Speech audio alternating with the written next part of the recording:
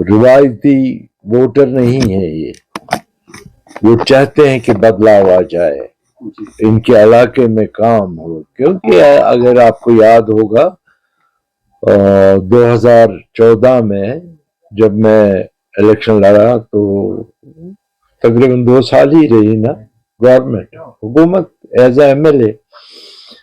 2 سال میں نے جو کام کیا زیڈیبل والوں کے لیے جو کانسٹیٹنسی تھی، اب تو ڈیلیمیٹیشن کے بعد یہ بڑھ گئی، مگر اس سائڈ آپ نے زیادہ دیکھا ہوگا جو پراپر زیڈیبل ایریا جو پرانی کانسٹیٹنسی، اس میں آپ نے لوگوں کا جوش اور ولولہ زیادہ دیکھا ہوگا، کیونکہ ان کے لیے میں نے جتنا بھی مجھ سے ہو سکا ان کا کام کیا ہے. انشاءاللہ خدا نے چاہا تو ہم نے میدان مار ہی لیا ہے. مجھے نہیں لگتا ہے کہ وہ جو کہتے ہیں 1 to 1 ٹکر، وہ تو کوئی نہیں ہے. ایسے ہو سکتا ہے جیڈیبل والے تو نعرہ دے ہیں اب کی بار نمبر 4 تو میں ہی ہوں، وہ تو کہیں گے.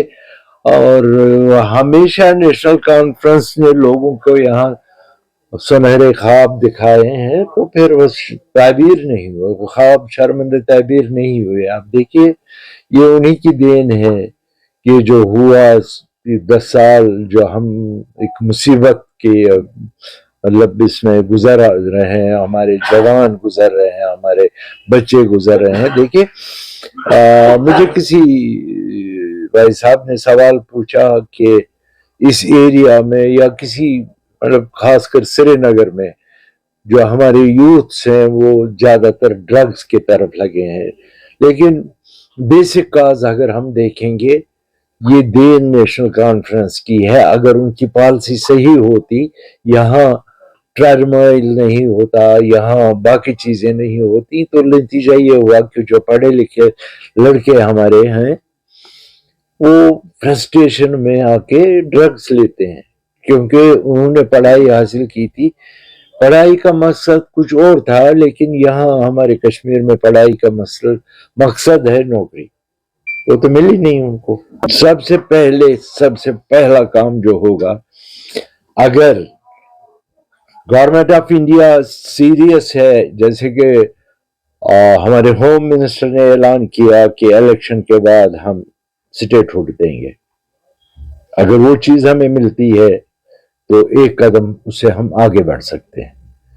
اور دوسرا جو یہاں کا ایڈمنسٹریشن ہے، میں صاف گو آدمی ہوں، صاف بولتا ہوں، ڈرتا نہیں.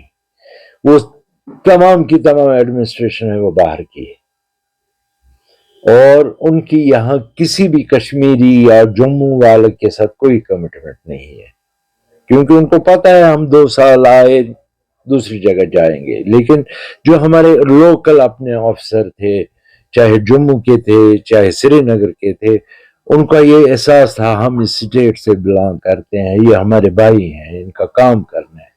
سب سے بڑی وجہ یہی ہے کہ ایل جی صاحب نے جو باہر سے امپورٹ کیے ہیں یہاں، یہ ایسٹ انڈیا کمپنی آئی ہے، اس سے تو تباہی ہو گئی، اس کی تباہی.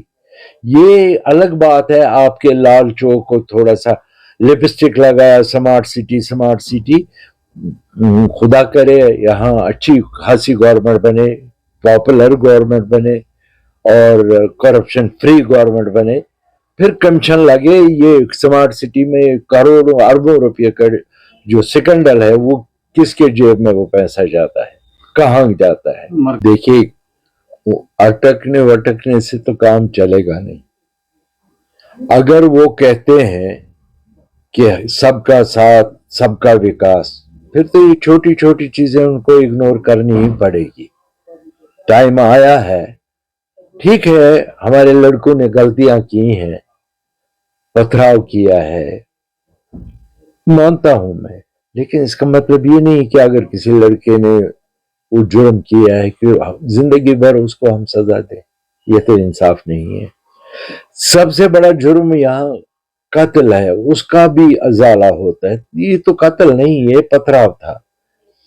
اگر امت شاہ جی نے کہا کہ کشمیر کے حالات سدھر گئے ہیں، سب کچھ ٹھیک ہو گیا ہے، اب وہ پتھراؤ نہیں ہے، کچھ نہیں ہے، جن لڑکوں نے کیا یا کرتے تھے ان کو احساس ہوا کہ ہم نے غلط کیا.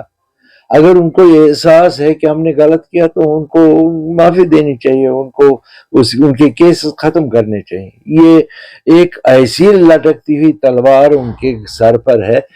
کہیں بھی یہاں کوئی ایونٹ ہوتا تو کنسرن ایس ایچ او ان سبوں کو فون کر کے تھانے میں بلاتا. یہ دیکھیں کتنی ذہنی عذاب ہے ان بچوں کے لیے. وہ پریشان ہے کہ ابھی آتا ہے فون، صبح بلایا شام کو بلایا. دس از ناٹ فیئر. ہم چاہتے ہیں کہ یہ سارا جو گزر گیا پاسٹ از پاسٹ. اب نئے سرے سے اگر زندگی ہم نے شروع کرنی ہے تو ان بچوں کو ریہیبلیٹیٹ کرنا ہے، اپنے ساتھ چلانا ہے. سری نگر میں جہاں تک پیپلز کانفرنس کا تعلق ہے، ہم صرف 2 سیٹ سے الیکشن لڑ رہے ہیں، ایک عیدگاہ اور ایک جیڈی بل.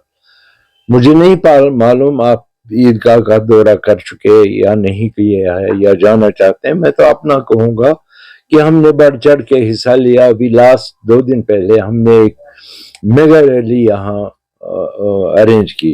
یہاں کافی بہت انڈیپینڈنٹ کینڈیڈیٹس ہیں. کسی کے ماتھے پہ تو نہیں لکھا ہے کس پارٹی نے اس کو فائنانس کیا ہے، نمبر 1. نمبر 2، میں عمر عبداللہ کو خود سوال کروں گا، جس طرح اس نے کہا ہے میں بھی اس کو سوال. وہ بتائیے کہ اس کو سپانسر نہیں کیا دلی نے، کیسے؟ آپ بولیں گے کیسے؟ ایسے کہ وہ جو کرکٹ سکنڈل تھا کروڑوں اربوں روپیہ کا، وہ ایک دم واش کیا. وہ سپانسر نہیں ہے، کوئی راحت نہیں ملی اس کو، سینٹرل گورنمنٹ سے تو ملی، مجھے کیوں نہیں ملی؟ ہمارے اگر آپ کو یاد ہوگا پچھلے پارلیمنٹ الیکشن میں تھوڑی سی گڑبڑ پٹن کانسٹیچوئنسی میں ہوئی، باقاعدہ ہمارے خلاف پرچہ کٹا، باقاعدہ کورٹ سے ہمیں بیل ملی. نو ڈاؤٹ ان کو غلط فہمی تھی میرے لیے تو انہوں نے ایکوٹ کیا کہ کرن صاحب یہ نہیں تھے. اگر وہ لیبل ہماری طرف ہے تو پھر ہمیں ایف آئی آر نہیں لگتا.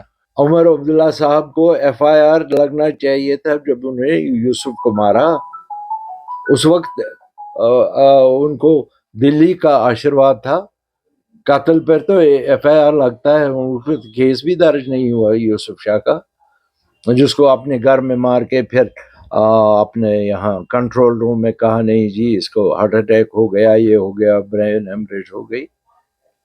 پٹائی تو اس کے گھر میں ہی ہوئی تھی. اس کا کیا خطا تھا؟ اس نے پیسہ کا تقاضا کیا تھا، بھئی میرا پیسہ مجھے واپس دو. یہ عمر عبداللہ، فاروق صاحب، یہ تو تمہیں بتاتے رہتے ہیں، یہ کوئی نہ کوئی شغل بتاتے ہیں. آپ دیکھیے، آپ نے خود دیکھا، میں نے بار بار کہا کہ فاروق صاحب کبھی اپنا پورا واضح نہیں کر سکتے ہیں کہ وہ چاہتے کیا ہے، ان کا مدعا کیا ہے. ہم اگر دیکھیں گے، ابھی میں نے حال ہی میں ایک کلپ دیکھی، جو میرا اپوننٹ ہے وہ کہتا ہے کہ جب چیف منسٹر عمر صاحب تھے تو میں ان کا پولیٹیکل سیکرٹری تھا. جو بھی آفیسر آتا تھا وہ پہلے مجھ سے ملتا تھا، جب میری کنسلٹ ہوتی تھی تب جا کے وہ سی ایم سے ملتا تھا. اب یہ کینڈیڈیٹ اس وقت اس کانسٹیچوئنسی میں بحثیت امیدوار الیکشن لڑ رہا ہے. لوگوں نے اسے پوچھا کہ آپ جب پولیٹیکل سیکرٹری تھے، آپ کہتے تھے تمام آفیسرز میرے تھرو جاتے تھے، آپ نے کیا کیا؟ ان آفیسروں سے کام لینا تھا. یہ ایک چیز ضرور اس نے کیا، اگر اس کو پتہ چلا اس کانسٹیچوئنسی میں کوئی بزرگ یا کوئی محترمہ مر گئی، اس کے گھر جا کے فاتح خوانی کرتا تھا. اس کا سسٹم یہی ہے، جو مرے اس کے گھر جاؤ فاتح کرو. وہ نہیں، فاتح پر کتنا کام کریں گے کیا نہیں کریں. پریکٹیکلی مجھے بتایا میرا اپوننٹ کیا کام کیا ہے، کہاں پر کیا. ایک مثال وہ دے دے. میں دعوے کے ساتھ کہتا ہوں کہ اگر وہ نے ایک جگہ ثابت کر دیا کہ میں نے کسی جگہ، کسی محلے، کسی علاقے میں کوئی کام کیا ہے، میں آپ کے سامنے کنفیس کرتا ہوں میں اسی وقت اس کے حق میں دستبردار ہو جاؤں.